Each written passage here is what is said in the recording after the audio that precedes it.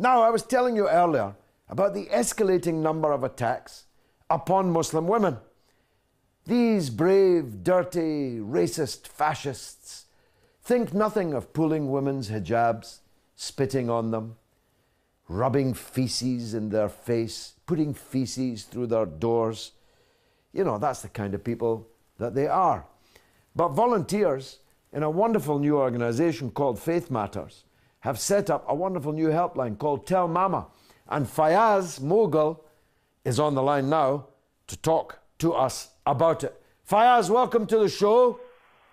Thank you. Tell us about the reasons why you've had to set this helpline up.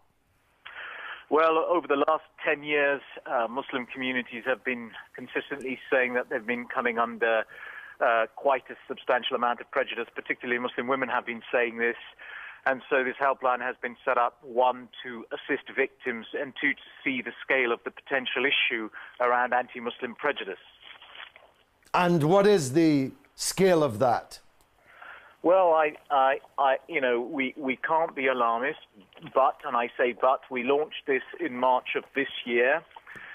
We have approximately 180 cases logged, but as each day goes by and more people know about the project, there is more and more individuals who are calling in.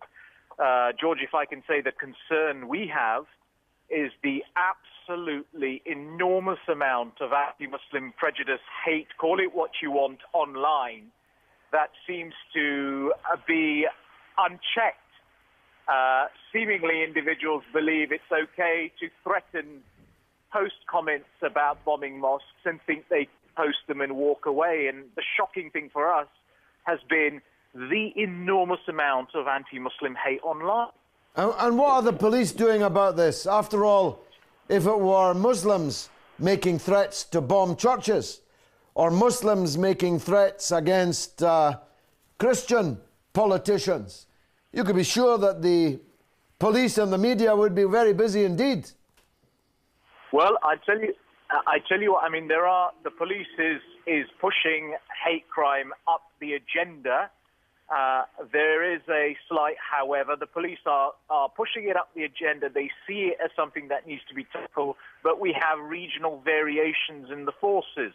Some forces are very hot on reporting back to victims. They're very good at pushing this and getting prosecutions. Some forces have some distance to go. Maybe some further training is needed. Maybe some further assistance is needed. But, George, there is a gap here. There is a gap here in the law. And the gap here in the law is this.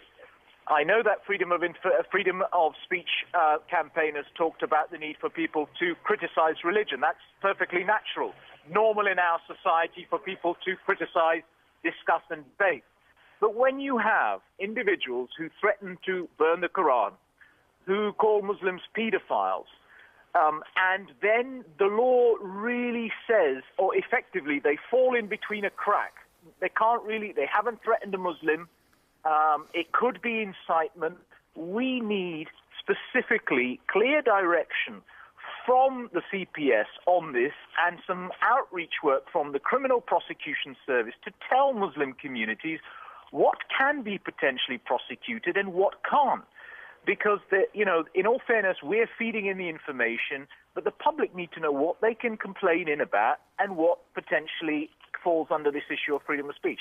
But there's an enormous amount of hate here that seems to go unchecked, and 1 in 3 of the cases that are logged with us have a perpetrator who is an EDL sympathizer, and I think the Home Office needs to... Now, the EDL, just for the international audience, Fayaz, is a group of far-right, white racists. Absolutely. I mean, that basically sums it up. I mean, if they want to burn the Quran and abuse all Muslims, then in fact they're an extremist group. And the Home Office needs to look at this issue because our data is showing substantial amount of their propaganda providing individuals with a warped sense of Muslims, and that gives them some kind of perspective to go on the street and think that they can abuse Muslim, predominantly females, and they think that's normal. I think that's disgraceful. Well, maybe the police need to have more agents inside the EDL and fewer inside Friends of the Earth and Greenpeace. After all, nobody in Greenpeace ever wanted to hurt any person.